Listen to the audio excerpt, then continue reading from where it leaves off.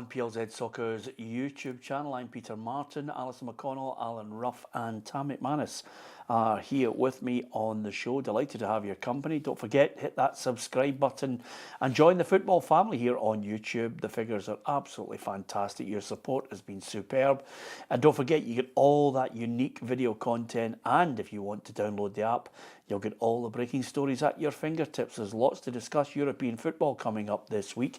And let's not forget, over the course of today's programme, we'll be discussing some of the managers slightly far from happy, to say the least. Philippe Clement, furious at the scheduling. Celtic, well, it's 6 appeal for them ahead of their match against Dortmund. We'll talk about their rout against St Johnstone. Simo Valakari seems to be in the box seat now for the St Johnstone job, and tributes are flooding in for Fabian Caballero, a wonderful player for Dundee who sadly passed away at the age of 46. We'll get a tribute from Tam, who certainly was one of those players who looked on with, well, I think in awe of what he could play, the way he could play. Yeah, the first spell I remember him at Dundee. Wonderful player in that team with Mzadze and Kenija. I think he scored 2 goals at Parkhead in the last game of the season. I think when Celtic won the league, 2 great goals. I played with him the second spell. We came back to Dundee for a second spell. Jim Duffy signed him for a second time. And he was an outstanding footballer, Peter. Good guy as well. Didn't speak great English, but fantastic footballer. I was at a tribute night a few years ago with him up in Dundee, and the Dundee fans adored him. You know, he had 2 spells there. The Dundee fans loved him. 46, no age. I think it was a heart attack when he was playing futsal. So thoughts and prayers with his family, and he'll be fondly remembered by Dundee fans among others. Yeah, I think the great thing about that period for Dundee, there is indeed a certain vintage. You remember the great Dundee sides of the early 60s, although they're thin in the ground now, Ali. But I just get this vision of so many tenements in Dundee with youngsters still with their dads, with the framed signed strip of Caballero, Nemzadze up there. Kenija. I mean, Kenija is just outrageous, isn't it? Ravanelli. But Caballero for me was special. Yeah, and he had calves muscles. Oh, he was a bull. He was a bull of a guy. Just it's bizarre to think of that time, of the players that Dundee had, and an extraordinary team and an extraordinary sort of footnote into the history of the club at that era. Yeah, absolutely. At times, Ruffy, they were a joy to watch.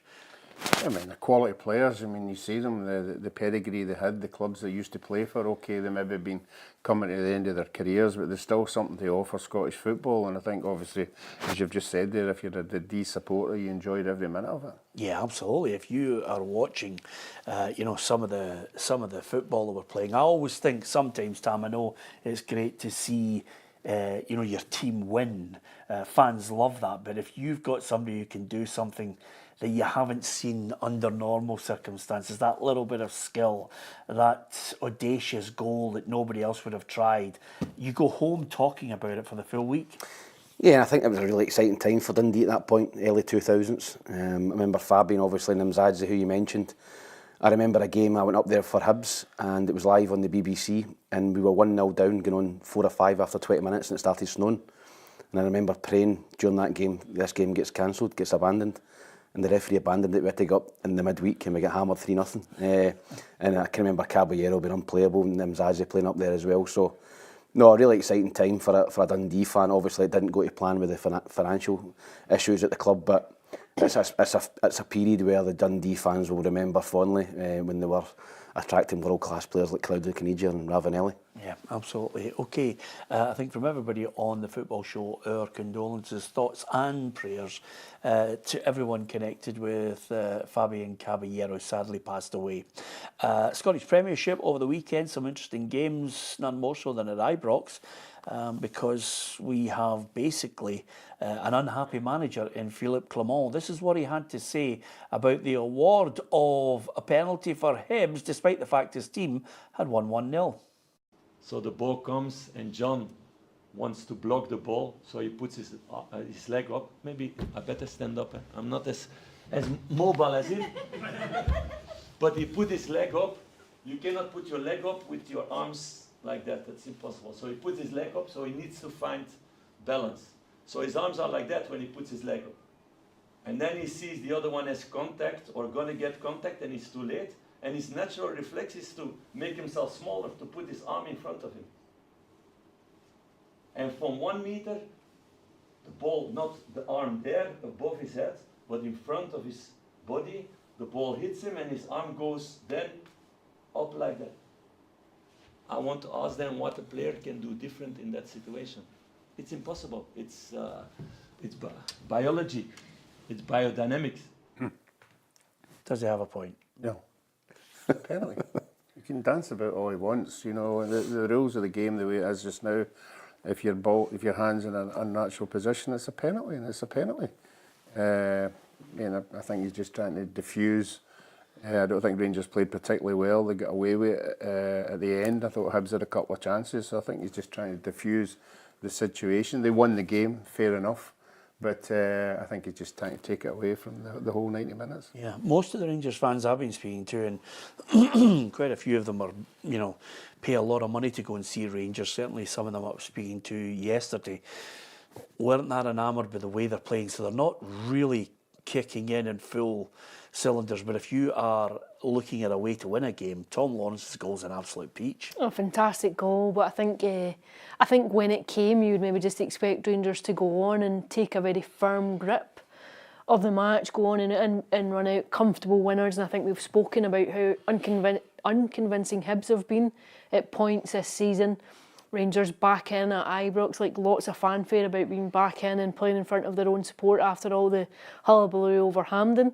I think that just didn't materialise the way that they would have wanted to take the points. And I think it's always the same in Glasgow. When you look at how comfortable Celtic were on Saturday night and then you go to grinding out a win on Sunday, I think you'll always have a few grumbles, dissenting voices. I think a 1-0 lead, it's always tenuous. I think Hibs could have got back in it with the penalty. And then, of course, the game's a bit more anxious then in the closing stages when you know that one goal can spoil it. David Gray, the Hibs boss, certainly not too critical of his penalty taker missing. There's a reason I was on the halfway line when penalties were getting taken. Now listen, I'm not going to criticise people that take penalties, as you've just said there. People that are confident enough to put their hand up and want to take it.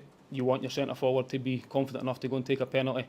If he could take it again, I'm sure he'd put his foot through it. One thing I would always say, make the goalkeeper make a save. That's the big thing. And if you do that, then credit to the goalie at times, because but like I say, it's a big moment in the game. But one thing I would say is the reaction for the players after that was fantastic, because you could have very easily went under there, because that is almost like Rangers scoring a goal at that point. So credit to everyone.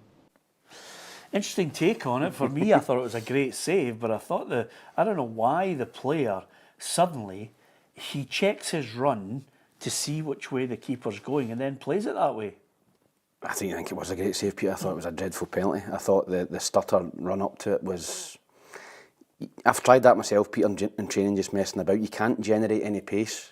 When you go up and you take a step, you slow down. You can't generate any pace. You've got to keep watching the goalkeeper, and then, as you said, when he dives, you put it the other way. I think Jorginho does it at Chelsea, done it at Chelsea and at Arsenal and guys like that. It's a brave way to take a penalty kick, but if you don't score it, it looks terrible. David Gray hit the nail on the head. Put your foot through it. You know, if you're going to make the keeper make a save, put your foot through it. It was a massive moment in the game. I thought Rangers were there for the taking. I thought they were dreadful on the day, and I thought Hibs played well, but the final third, it just broke down consistently. Peter had no real quality in the final third, no real belief to go and score. The penalty is a huge moment in the game. I think if Hibs score that, I think they can go on and win the game, but they don't do that. Rangers see the game out, but I thought Rangers looked tired. I think they made changes. I don't think their squad's deep enough to make 2 or 3 changes at the minute.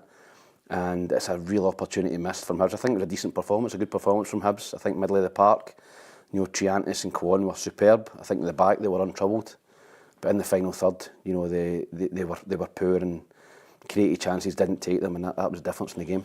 Is there any kind of cutting him some slack here, because he did mention he's not happy with the scheduling, Ruffy. Philippe Clement is looking at a team that played really well, I think we all agree, in Europe, and then they have to come back and perform. He's not happy with the scheduling for the TV, for the SPFL. Suddenly you've got an early kick-off.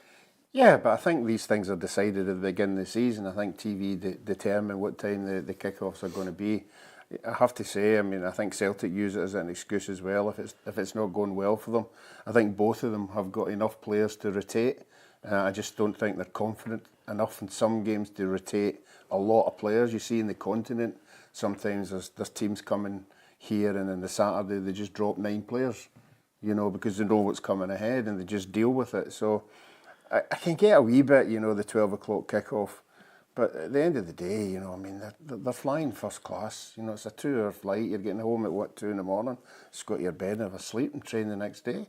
I just don't get it as a valid excuse to not being playing well. Yeah, over and above that, listen, if they're not playing well, they won. Yeah, and I think probably at this stage of the season, that's all that matters. I think when there's a 5-point gap there's a focal point and a microscopic intensity on every game and every performance. I think Rangers can ill afford to drop any more points. So I think with that comes particular attention on everything. I think had they drawn that game, we would be sitting here and talking about all the noise over Rangers and Philippe Clement, because it becomes very, very difficult even at this early point in the campaign to claw it back. So I think essentially it has to be perfect from Rangers until you get to that Celtic game in January. Lyon, next up. Rangers just seem to thoroughly enjoy, playing the European football. Last week was a great performance against Malmo. This time, they've got Lyon at home at Ibrox. Yeah, and I think Rangers, you're right, they're a different side in Europe. I think you've seen that over the last 2, 3, 4 seasons. They raise their game big time for European football. Is there a different style that suits them? Yeah, because I think it's not as kick and rush as a normal Scottish football. I think Lyon will come and attack Rangers. Lyon will think they're better than Rangers and will come and attack them. That doesn't happen domestically. A lot of teams will go to Ibrox and sit in. So there'll be more space to go and play in the counter-attack. And if they put in the similar performance to they done in Malmo, then I think they can get a result. If they play the way they played against Hibs, they'll get a doon. Because I think if Hibs had any sort of quality in the final third, they'd have scored 2 or 3 goals. Lyon will. If Rangers defend like that, I thought they were wide open in the middle of the pitch at times as well. So I'm expecting a far better Rangers performance than yesterday against Hibs. But Lyon are a good side. They've not started particularly well in the French league, but they'll have a lot of quality players. But again, you can never back against Rangers in Europe. You know, you've seen it so many times. They get into games, you think they're underdogs, are not playing particularly well, and they raise their game. So I think that's a game Rangers can win, but they'll need to play really, really well. The one thing I remember about the last time that I watched in the press box the Rangers-Lyon game, all the talk was about an 18-year-old, and his name was Benzema. Mm-hmm. And boy, Ruffy, he lived up to everything and more. But Rangers still managed to take them away from home. I think they won 3-0. So at home, this is the point where I think Rangers did really well. Coefficient, good win for Rangers first and foremost. But for the coefficient again, I'm looking at Lyon. I'm saying they haven't started well. This is a real opportunity for Rangers to build up a bit of momentum in Europe. No, Tom's right. I mean, the players that Rangers have got suit European style football. The possession of the ball. These teams generally come, they give you possession up until the final third, and then they see what you're made of. That suits Rangers. That they've got players who are good on the ball, but they need to score goals, and they've proved at home they can up their game. If you look at the performances, Tam touched on it yesterday, you look at it and go, it's got to be better than that when you go into this grade. Okay. Give us your thoughts on Rangers against Lyon. Give us your thoughts on Rangers' performance at the moment. The positive is Tom Lawrence's goal, which was an absolute peach. Anything else you want to air? What about the comments of Philippe Clement? Give us your thoughts on all things Rangers, and don't forget to hit that subscribe button. Coming up on the programme, there's lots more chat. We'll be talking about the Dandy Dons. I've got a great one here from Aurora. Clearly an Aberdeen fan, Ruffy says, I'm waiting for the PLZ couch to say, congratulations to Aberdeen winning 12 in a row, but they haven't played anyone yet. Come on, guys, we've played half the league. Come on, the Dons. Aurora, I want you to hang fire, and we will make that comment for you a little later on. We've got lots to talk about, including that brilliant run from Aberdeen, and we'll get the thoughts of the guys on that. And before I start backtracking, guys is just an overall view of everybody. Is it a broad term? I know John Gilligan was backtracking like hell when he saw you in the press conference, Ali. Guys, I meant persons. Because the world's gone mental, hasn't it? Yeah, it made me laugh, Yeah, actually. absolutely. He did. And he said, Ali's offended. Modern technology, so I don't know what that meant. Yeah, he did. And His he's- words all mixed and up. he- He's all flustered. And he said, that was it. That was it. It was the absolute. Oh my God, I'm getting cancelled. Yeah. Anyway, apart from anything else, we'll give you our opinion. You can give us yours. We'll read some of the opinions out from our feed shortly. Now, let's look at it. Alison, St Johnstone 0, Celtic 6, and I think some Celtic fans are in dreamland at the moment watching the football that's on display. I thought it was excellent. I thought Celtic were incredibly fluent. Some of the goals were exquisite when you look at the moves. I think that last goal, the 6th goal, Adam Ida's goal, was extraordinary. Bernardo's goal too, just a culmination of fantastic team movement. You can see Brendan Rodgers spoke after the game and said that everyone's on the same page, and I think you can see that in the way that they're playing. There's a speed about them, just the sheer fluency of them. I think they're very devastating at moving the ball about, at utilising space. I think it's obviously a nightmare to play against. However, you would have to quantify it by saying they're playing a team without a manager, a team who have had a very difficult start to the season. I think you'll see a very different kind of performance tomorrow night when they take on Dortmund. What you would have to say is that this is a Celtic team who are playing with vast amounts of confidence. The goals, Ruffy, you know, regardless of, and I think Ali's point is a good one.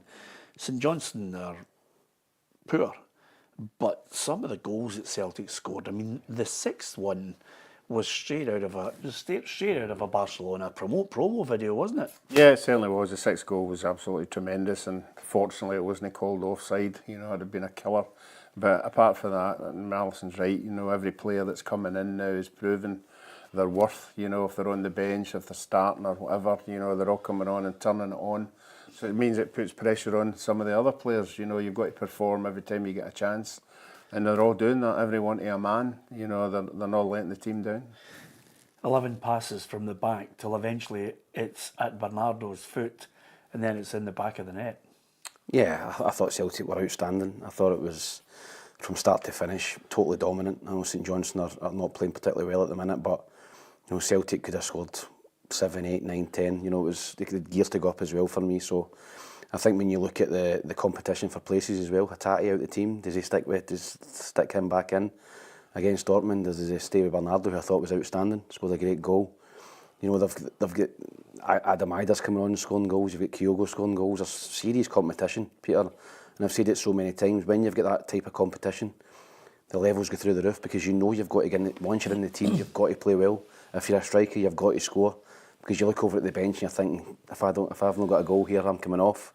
Same in the midfield players, you've got to play well. So, listen, they've got a massive test tomorrow in Dortmund, but I think the confidence at the minute for Celtic's through the roof, and they'll go into the game in Germany high as a kite. I think they'll go and get something out of the game. Yeah. Okay. We've all been very positive about Celtic, and the manager obviously wants to have a wee dig, so we'll allow him a dig, Ruffy. Here's the manager's comments after the game. Not bad for a team that doesn't play good football. I think that's what we were talking about last year. I think that was the accusation. We were too slow, we didn't play football, and we didn't score enough goals. So it's not bad for a team that's not playing good football. Okay, I'm going to be honest with you. That's Brendan, who's clearly irked, and we've all touched a raw nerve with him. But if you are a journalist worth your salt, and you are sitting in front of him, you just go back to him and say, hang fire. Last year, nobody made it up. There wasn't a pundit coming out with, we're just saying you're playing bad football because you're playing bad football.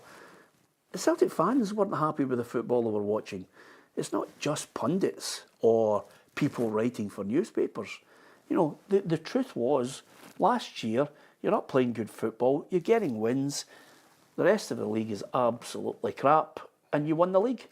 Yeah, I think you summed it up 100%. I think if you ask any Celtic fans at a stage in the season last year, it was awful. You know, it was hard to watch. You know, we talk about the style of play that Celtic have, and it wasn't there last year, not by a million miles. Yeah, they were winning they were winning games, but you're right, there wasn't much of a challenge from the Hibs. The Hearts were there, obviously, but the Aberdeens, so they were getting through games, and it was noticeable when big players were dropping out, McGregor, Cameron Vickers, they were struggling even more. There was an imbalance there. But this year you can't complain. It's different, and I mean, I don't know who, maybe there is somebody that he is having a go at, particularly. That person will be out there knowing who they are. Yeah. You know, I don't think it's a collective. You know, I don't know. I mean, the people who... Don't bother looking at me, Ali. The truth hurts. You know, if they've made that quote, then the people know who made the quote. So Yeah. they're the people. I think actually he qualified it when he went on to speak. He said the difference now is that everyone's on the same page. I think that is the difference. I think they are playing unbelievable football. I think that there's a fluency about them that wasn't there in parts of the opening few months, and whether that was because there was lots of discord around the club too. You know, you had factions of the Green Brigade irked with the board and the hierarchy of the club, and also I think there was a bit of a hangover when Ange Postecoglou left, the suddenness of the departure just straight after the cup final, and I think what he was doing and all the rest of it, that I think then the return of Brendan wasn't unanimously in favour in terms of the whole support. By the end of the season, that was a different story. In the last few months of the season, I think you saw back, but I don't think anybody was saying it because Which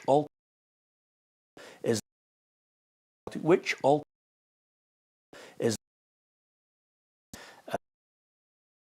prove to everyone that he can deliver a team which can do something in in European football. Certainly one of his predecessors, Martin O'Neill's been speaking to Alisson in an exclusive interview, and he reckons that Dortmund are beatable. How would you approach that game against Dortmund? Well, I think that's obviously a difficult task. The only good news is I think that Dortmund are not as strong as they were a couple of seasons ago. I think obviously when Haaland was playing for them, and they are beatable, but the atmosphere would be fantastic there. No question about it. And Dortmund rocking is akin to Celtic Park, really, on European evenings, and but nothing to be obviously concerned about, but nothing to be absolutely frightened of either. Well, that's an interesting one. You can see the full interview with Martin talking about Borussia Dortmund and some other interesting topics you managed to get him on, Ali. Yeah, I think we were speaking just in general about Celtic and their association with Champions League football. I think under Martin O'Neill, Celtic had a formidable home record in the competition, and I think we had a chat about that and how important it is, and also how the new format lends itself to teams of Celtic's ilk progressing into the knockout stages. Yeah, okay, well worth it on our YouTube channel. We're giving you so much variety in our content. I hope you're enjoying it. And of course, you only have to look, Ruffy, right across all of our channel to realise that there's not many broadcasters in Scotland delivering the content we're doing on a daily basis. No, certainly Monday to Friday. Obviously Alisson's piece and your pieces, you know, the guys on the Wednesday. I know I've been bumped for 3 days, but don't worry about that. The standard's still there. Yeah. So as Brendan mentioned last season, he's waited. He's waited. Aye. Now, here's a last guy. day in September. Here's a guy, right, who is basically not available for tennis matches, is babysitting non-stop, and just can't make it to everything. So, but I mean, what do you do? It's just starting to phase him out. It's just sometimes when it comes to us all, Peter, you know, you get phased out, and you know, younger generation come through and take your spot, and that's what's happened with Ruffy. He's just got to accept it. Yeah, absolutely. Sorry, the big man will be here till the ship goes down, which is not too far away. Let's have a look at the news, and then there's more after it. Hi there, I'm Kerry, and here is your daily news roundup on Monday the 30th of September, brought to you by Arnold Clark. Rangers boss Philippe Clement says Tom Lawrence is making progress in his game, but feels the Welshman still has important steps to make. Yes, better and better. I saw also that the second half he was also more tired and less decisive in his passing and in his shots. So still things to work on, but he made a massive step forward. What I want also from number 10 to be decisive.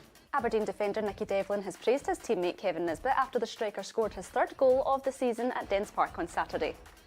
Like, Kev wants to score goals, that's what he does, and he'll be delighted to do another one, carrying on from last week when he managed to get one as well. So yeah, he missed a sitter last week, mind you, but yeah, no, he's if we can spread the goals out through the team, it'll be good. And Stephen Robinson admits he has no interest in speaking to Willie Collum after Scott Tanser was sent off in Saturday's defeat at Fir Park. No, I have no interest in having a conversation on Monday morning. It won't change the result. As I say, the only thing I can affect is what I do with the team. For all the latest breaking headlines, be sure to hit the like button and subscribe to PLZ Soccer's YouTube channel, and don't forget to download our app, which is available on Google Play and the App Store. Yeah, thanks to Kerry for the headlines, daily news, and of course right across our social media. You'll get all the managers and players build up to the big games and after-match reaction as well. If you want, you can look at our Facebook, our Twitter, TikTok, as well as Instagram and on YouTube and our website. Dundee 1, Aberdeen 2. It is incredible. I mean, the run, 12 consecutive wins. Roffy, you've got to give them credit, man. I've got my Dandy Duns top on. That sort of changed a wee bit. Yeah, I thought that was going to be a wee test for them at the weekend. Not a massive test because there are bigger tests ahead, but they went ahead there, and I thought they won quite comfortably. You know, I thought they played really well in the particular stages of the game, and they got the goals at the right time. The penalty was a bit of just a blimp for them. A blimp? A blimp. Yep, Just okay. a small blimp. Okay, oh, a blimp. Right, thanks. Not a blip, a blimp, which is more than a blip from Rocky there. Well, on that basis, you know, Jimmy Tilleen is, whether it's a kind of a, you know, his upbringing, the way he is as a manager, he's not for getting overly excited. I have tried when I was up at Pittodrie to see if I could get him to jump and bite, but he, again, is towing the party line. No need to get excited. It's too early, says Jimmy. No, as I told you before, we stay with we know the league stops in May and we have a long period to there, so that's why we always try to go humble and try to improve things. We still have a lot of things to improve. We have to grow as a team. So I'm happy with the start, but we also know football is football and we need to stay feet on the ground and work hard every training, and that's why we go training by training, game by game. Is there any chance Jimmy could come in one day and say, well, we're absolutely brilliant, I think we can win this? No, that'd be great. Listen, Aberdeen was a fantastic result. I was like Ruffy, I thought this was a game they were going to slip up. They went 2-0 up. I think second half Dundee were probably the better team, but Aberdeen seen the game out. They're winning games. I don't think they were at their best. The Dons fans are steaming in your ear. They are, aye. And Kaiser says Tam's gutted. No, absolutely not. I hope Aberdeen do keep winning. I think it would be really refreshing for the whole league. For Aberdeen, I think they've got third place tied up here. Give them third place now, Aberdeen. Yeah? Yep, I'm giving them third now. I think they're that far ahead of Hibs and Hearts that they'll not get caught now. They've just got to try and get a couple of wins per month now, and they're miles clear. So I think third's in the bag already, and they'll have aspirations of going and trying to get better than third. But I hope they keep winning, Peter. I really do, until they play Hibs. But I really hope they do keep winning. I think it would be great for the league to have another team up there challenging. I've got to ask you about the quality of Nisbet's finish. Yeah, it's a great finish. Kevin's like that. He side foots a lot. He's very composed in front of goal. It's great play from Keskinen, who looks a real find. You know, I think they paid a few quid for him, the young Finnish guy. I thought he looked, you know, really, really good out wide and scored the goal, set one up. And great finish with Kevin. And Kevin will score goals for Aberdeen. If that's the type of service Kevin's getting, then he's going to score 15, 20 goals for Aberdeen this season. So everything looks good for Aberdeen. We know they've got tougher games coming up, but I really hope they keep winning games. Yeah, Stuart Derrick says Dundee outplayed the Dons, Ruffy. You didn't watch that game. Yeah, well, I mean, I know the Dundee manager came out and said that as well, but at the end of the day, it's scoring goals, you know, and then seeing the game out, you know, and it's up to Dundee, you know, to prove that they can score goals in open play. All they could score was a penalty, you know, so you have to give all the credit to Aberdeen for the 90 minutes. Yeah, Tony Docherty reckoned they were the better team. Very frustrating. It's not very often you come into a press conference like this and say the better team lost, but that's certainly the case. And to be fair to Jimmy, an honest guy, that was his acknowledgement after the game when he shook my hand. He said, your team are better than us and deserve more. And I think that's quite an accurate summation, but it certainly doesn't make it feel any better just now. But I've reiterated to the players there that if we show that consistent level of performance, I think the last game, home game here as well, against St Mirren, we showed a level of performance. We should have taken maximum points from both games. We've not, but do you know what? That happens over a league campaign. I think Aberdeen, to be fair to them, they've got momentum, but they're getting the rub of the green at the moment. You know, that'll turn for us. Yeah, I watched Dundee. I like the football that they try and play, but all the positives must be on a side. I mean, I think we were looking back. They've equalled, I think, Martin O'Neill's side's 12 consecutive wins, but also I think Derek McInnes went through a patch in 2013, 2014 where they had a run of 12 games, not at the start of the season, but certainly a run of 12 games unbeaten. Yeah, I think what you see is an energy and an optimism amongst the Aberdeen support. One, they're coming out in numbers to back the team, and two, there's a genuine belief that they can go and challenge this term. What that means, I think, is probably third position. However, you've got to look now at both cup competitions and think, are they capable of going and getting themselves to Hampden? And then you could, you know, what if you get there, anything at all can happen. But there's a huge question mark over the games that they have coming up now.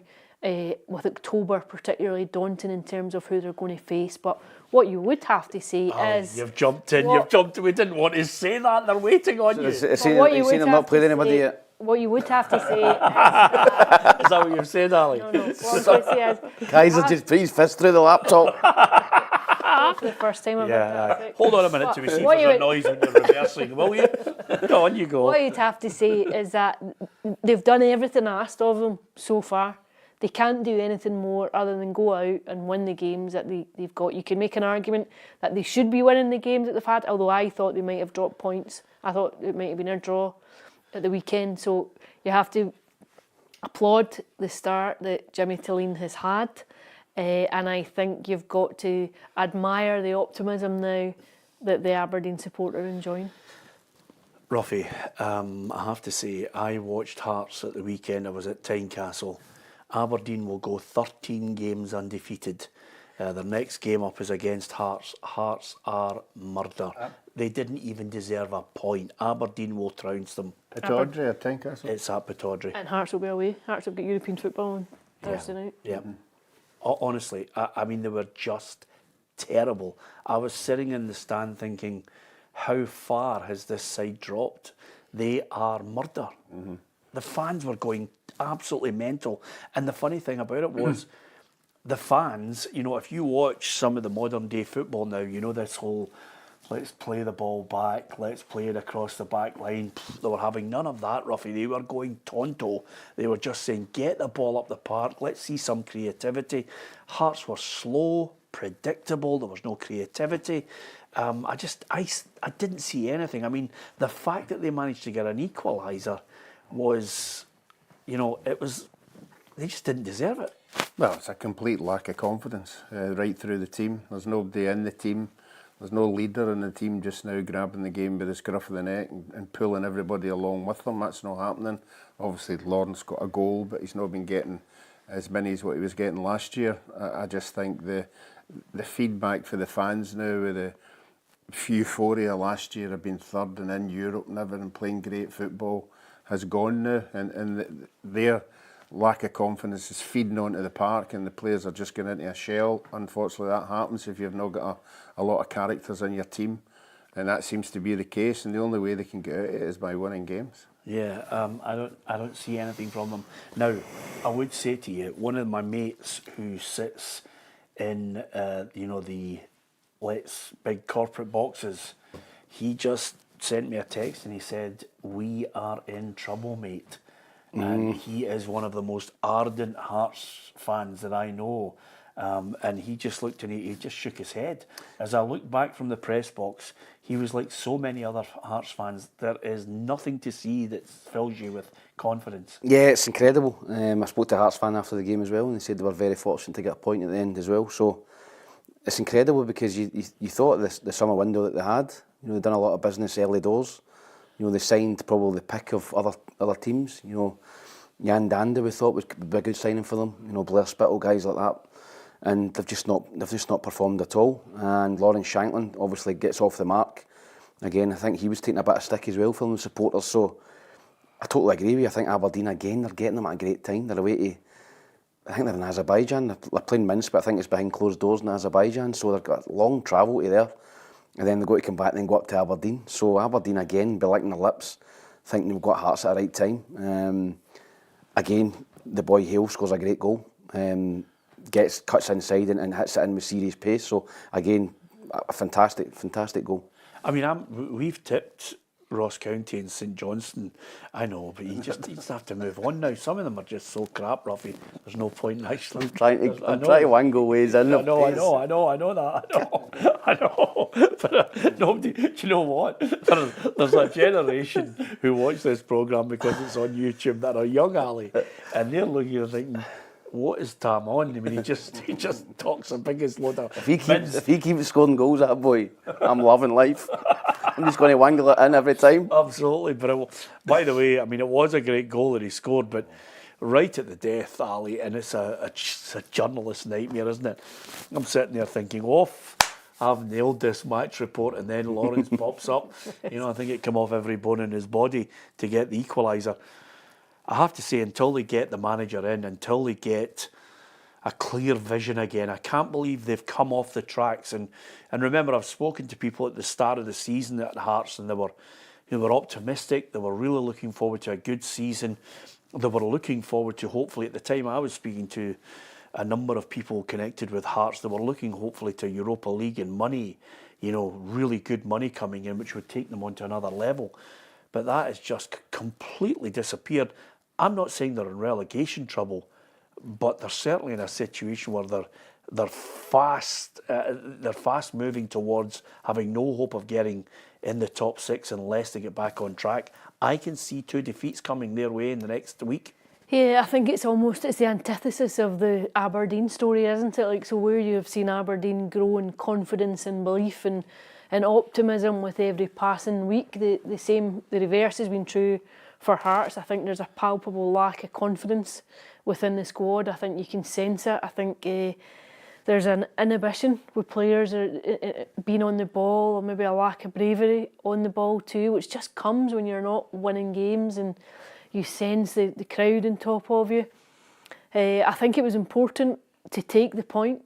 I think it at least gives them something rather than nothing from the weekend. But they look like a team who are aimless at the minute. They look as though they're just without any kind of real direction. Yeah, okay. Motherwell 2, St Mirren 1.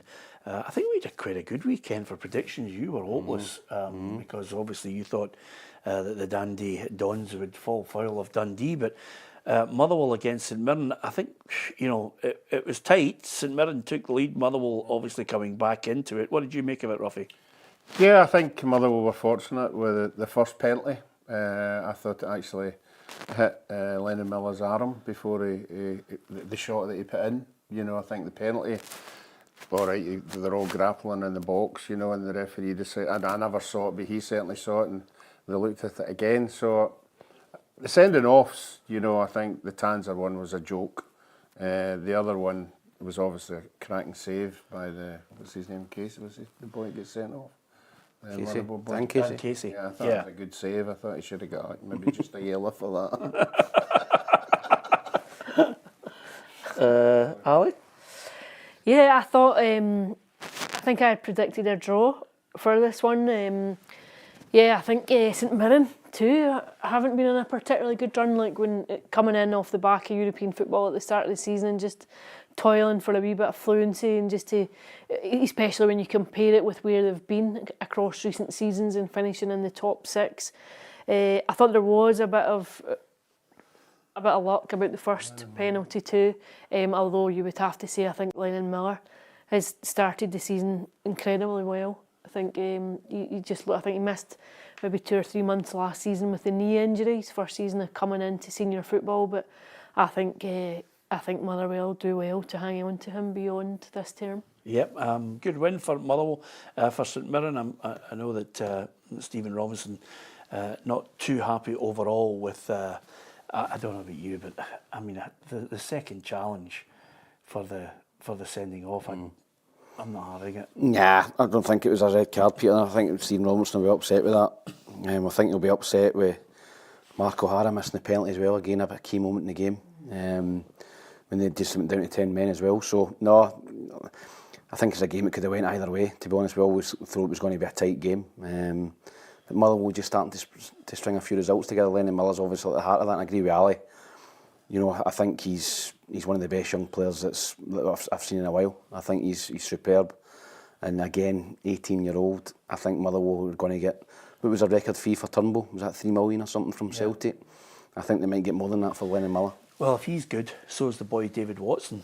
Bagged a couple, Kelly 3, Dundee United 3. Kelly really should have had the points in the bag, but the manager says the players maybe are just getting caught up so desperately trying to get the win. So, Derek McInnes, we might hear from Derek on this. I think we've seen it there at the end. I think there was second half we came out. I think any team that was looking for that kind of real confidence, and we get that with the performance. We looked like a really confident team. We had a bit of swagger about us for 35 minutes there. It's just an over eagerness to get over the line and get the job done, and everybody try to play their part. So we're guilty of at times, I thought, just that over exuberance, and we need to use our experience and calmness more in that sort of moment. Desperation just to try and get that win, Ruffy. Yeah, but when you're winning 3-1 at home, you know, you've got to be able enough to see the game out. You know, I think they were very, very unfortunate with the Dundee United penalty. I thought that was diabolical, giving a penalty for that. I don't think there was anything in it at all for Dundee United to get the penalty in. So I'm surprised he never touched on that. He usually does, but you've got to see the game out at 3-1. Yeah, listen, they're in that bottom end where we don't expect to see them all time. When you look at that table, you know, Hearts at the bottom, Kelly don't expect to see them there. Certainly Hibs, you'd think we'd be pushing. Dundee were top 6 last season, so it's got that familiar look, you know, just 10 upwards to possibly maybe 4th or 5th. And then you've got those 3 teams that are suddenly just pushing ahead. Yeah, Ross County have obviously, you know, started to pick up some points in recent weeks. You know, I think 5 points for the last 3 games. It gets them up the table. But it's very tight, Peter. I think there's 5 or 6 teams that have only won 1 game, and there's 2 that have not won a game yet, Kilmarnock and Hearts. So you would expect Hearts and Kilmarnock to start climbing the table, but you can't keep saying that every week. They've got to start winning games. Again, Aberdeen, you know, 18 points. I think they're now 16 points ahead of Hearts and 14 ahead of Hibs. That's just a massive gap at this point. I don't think you can afford to give anyone that sort of start. So I think Celtic, Aberdeen, Rangers will be, you know, your top 3, and then, you know, it's anyone from anyone, you know, for the European places and down the bottom, because I think it's really I respect Hibs. I thought they looked good. I think they'll start climbing the table, but I think from 4th right down is, you know, throw a blanket over them. Yeah, I think Motherwell deserve credit for the start they've had. Yeah, absolutely. I think they've started well. And I think it can be just, I think the opening months of a campaign can be pivotal in just setting a tone and just like setting a foundation for what's to come for the rest of the season. It's almost like playing catch up for a position of where Hearts are now, Kilmarnock are now. You're trying to regroup what you've lost in the opening week sometimes, and it can start to get a bit frantic. I think Derek McInnes touched on that there, like thinking, you know, just the atmosphere around the club of thinking, oh, you need to get this win now. I think that's what starts to happen, and it starts to create a desperation sometimes around performances. I think whereas if you know you're on a fairly sound footing, the converse is true, that you start to play with a bit of confidence and a bit of relaxation, as you're seeing with the likes of Motherwell with Aberdeen. Yeah, absolutely. Thank you to so many of you who are basically posting your opinion on Scottish football and the individual teams involved. They say a week's a long time in politics, Ruffy, a weekend's a long time in Scottish football and politics, because no sooner had there been a little leak of a potential of Scottish football maybe allowing the fans to have a drink at the games and getting some chief executives and chairmen and owners excited about the prospect of getting some extra revenue in, then it was quickly quashed and a dampener put on the potential for Scottish football fans to be allowed a drink, apart from obviously the situation which is ongoing at the moment with hospitality. We asked a few fans over the course of the weekend about lifting that booze ban. Yeah, I'd welcome it, you know, I mean, as long as, you know, do it on an experimental basis and see how it goes, and as long as everybody behaves properly and drinks sensibly, then yeah, I think it'd be a good move. Yeah, I mean, with the facilities we've got here and stuff, and I think there'll be an opportunity for some revenue for the clubs, and I don't think there's a real issue there with, you know, crowds and whether that would have a negative impact on behaviour. I think it would be fine.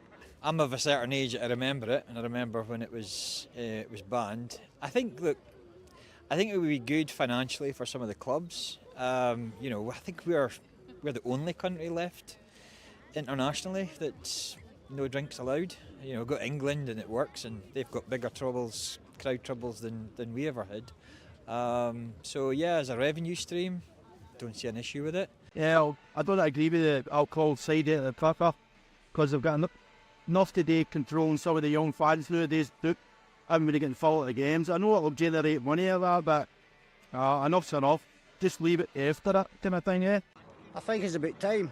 I mean, I don't drink myself, but if you can have it in other sports, why not football? I mean, and people do behave better these days. Good to see the boy taking his son to the game there, isn't it? But he made a right good point. You know, listen, it's dividing some people because of what's happened. I mean, I can remember the game, Ruffy. I was at the game. I can remember 1980, and it was a really chilling, frightening thing. But life's moved on, and I think that we are in a situation where this is something that is a rule which is in basically for the wealthy people, the people who can go to the rugby. This is a class situation here where basically they're not allowing people who go. The common man is not allowed to go and have a drink at the football.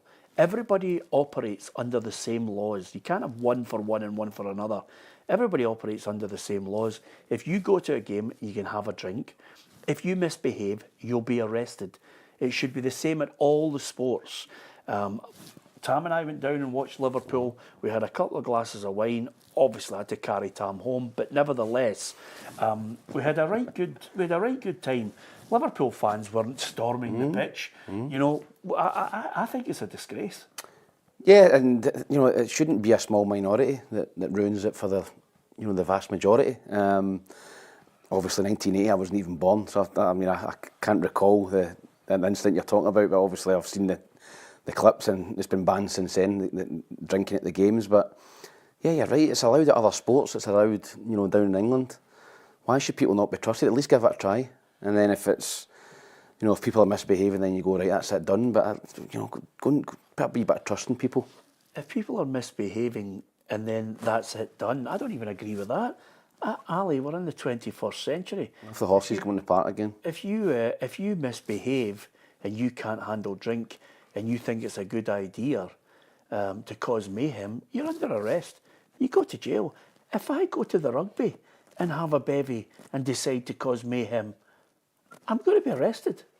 Yeah, it's a different culture though, isn't it, around it? However, what I would say is it doesn't really make any kind of difference, because all that happens is people buy a carry-out, have a drink on the bus on the way up, or have a few drinks before they go in. Sometimes take it in bottles or whatever, like an empty Coke bottle or whatever. It's still there. It's not that it ever went away. I think just having a more sensible conversation about it is necessary. You know, like 2024. Like I think you can trust people to go and have a couple of pints. A lot of people will be driving at games anyway and wouldn't be drinking. A lot of people would choose not to drink. A lot of the people I spoke to actually on Saturday said, I was surprised at the amount of people that said to me, I don't drink at all, wouldn't affect me, don't drink. But if someone else wants to have a pint, then that's absolutely fine. But I would agree with you. I think the fact that it's allowed in other stadia for other sports is ridiculous. It's a nonsense. Yeah, Ruffy, see in the summer, my wife and I were able to she was able to have her usual red wine. Obviously, we had to get 2 stewards to help her bring the bottle in. But the two of us... Do you have your 2 Southern Comfort lemonades and then get carted out? Oh my God. But, one can done. He's slaughtering me because I don't like to drink too much. I mean, I had a beer and sitting watching the tennis Yeah. in the stadium. And You know, with had a Pims. Eh? At Wimbledon. At 15 quid. At 15 quid. Are you kidding me? This is just a class divide coming across now, isn't it, with Peter? Had a beer. Like, I'll have a pint of the game, he's having a Pims at Wimbledon. The caller hit it in the head there. Can we bank on people drinking sensibly? If people That's drink the anyway. problem. People drink anyway and do more. But unfortunately before for us, games. there are an unknown quantity of people who don't drink sensibly and cause trouble. Right across the board. As soon as that gets put in front of the police will go. Do you know what causes the most trouble after a game? Yeah. Did you ever drink when you were in the boardroom at Partick Thistle? After the game? No, during the game and No, not at all, no. Before the game and after the game? Not at all, no. Not even a wee pint? No. A chaser? After the game? After the game, yeah. If we won, aye. Yeah. Get canned. You're a muppet, so you are. But I mean, why did the police have a 12 o'clock kick-off for a Celtic Rangers game? What's the theory? It's to stop people drinking all day. Yeah, because it's the drink that ends up people in hospital. Yeah, because it was the mayhem of the late kick-off. Yeah, 6:05, the 19th, the shame game. Yeah. Or one of the shame games. I think it should be trialled. Trialled? I think it should be given a shout. Let's see who behaves himself Yeah, I and agree. who doesn't. If you don't behave yourself, then it gets banned at your club. Yeah. And what, as an individual basis? Yeah. I must admit, I have to say, people have to abide by the law. If you break the law right across the board, you have to abide by the laws. The laws are there as the laws of the land. And you should be in a situation where clubs have the chance to increase their revenue, fans have the responsibility to behave. We've already been in a situation where this government has outed a number of people for misbehaviour, and they are actually putting their names out and their pictures out on news programmes. So if you want to misbehave, you just never get to go to a game again. There's the penalty. You're banned. You're not going to go and see your favourite team.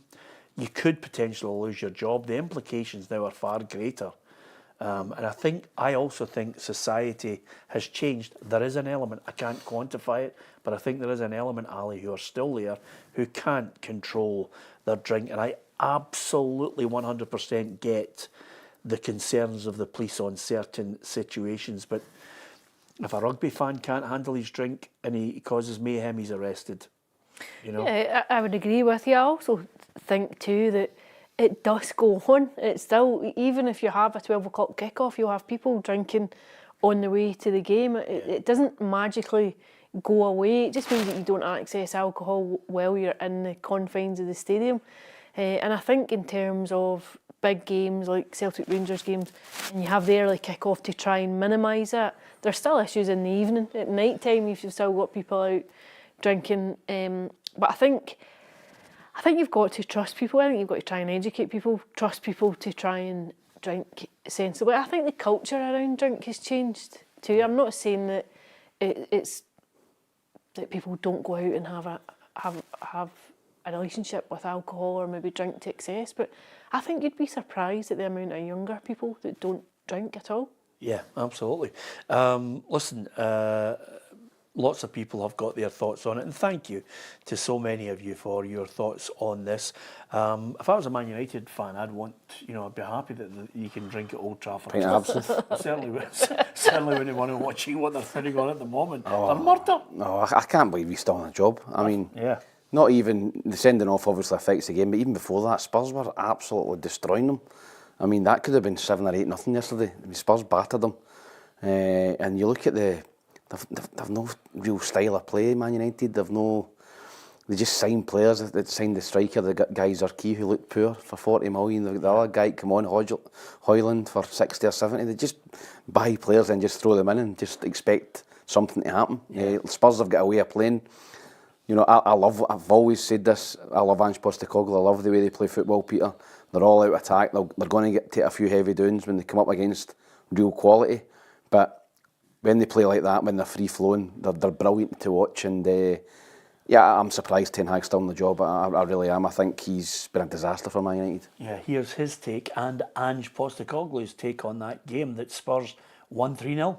Definitely. I saw this, that the players got very stressful after they conceded so quick a goal, and they made very bad decisions on the ball where we had some options to play over, and we should have done better this. Lads are outstanding. I thought we showed real sort of belief and conviction in our football today, and really aggressive in everything, aggressive without the ball, aggressive with the ball, really positive in sort of our intent, and yeah, fantastic all-round performance.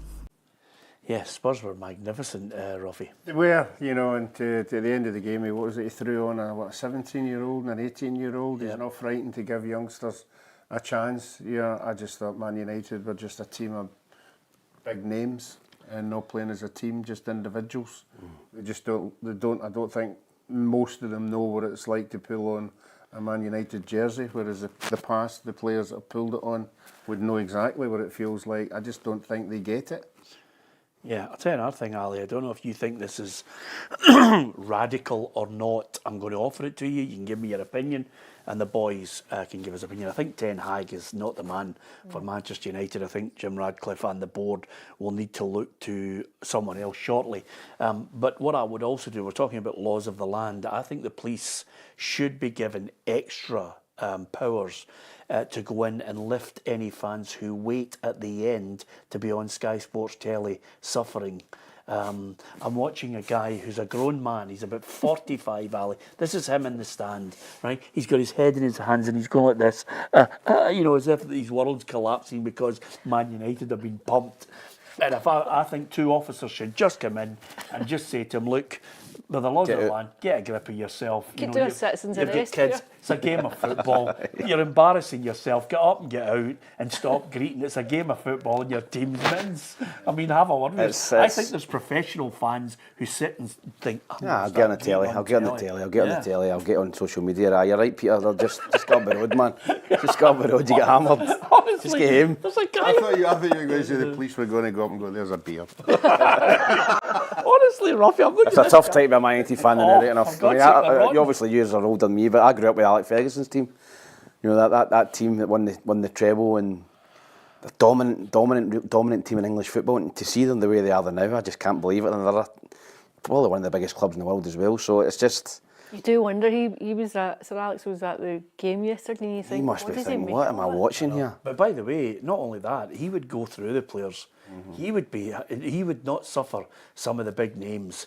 They'd be out training, you know, with the kids away somewhere else to get a real sense of what it's all about at Man United. But the other thing as well, Ruffy, which captain, that just sums it up. Yeah. Fernandez is your captain.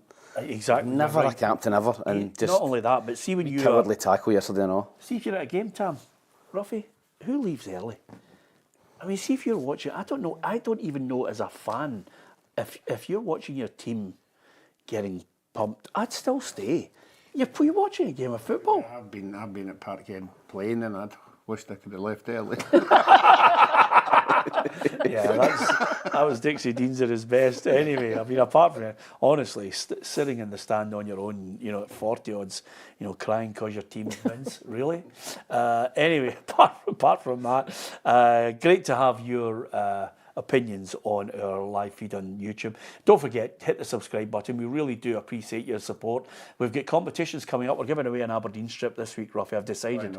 You know, Aberdeen are there. They've beaten the teams in front of them. Aberdeen are 12 consecutive wins. It doesn't get any better. The Dandy Dons are flying. Yeah, I think it's about time we all made a visit up there. You've been up. I've been. But another star on that jersey this year. Yeah, come your jets, will you? It would be great if you all went up to Aberdeen and maybe we could go up there and see what all the fuss is about. Maybe we went up to Stuart Milne's house. Yes, we did. What a house that was, wasn't it? Fantastic. It was just we were casually walking out and he said, would you like to see my 2 tennis courts? Oh, really? Absolutely. There was mahogany everywhere. It was magnificent. Anyway, thank you to every one of you for listening and watching today's programme.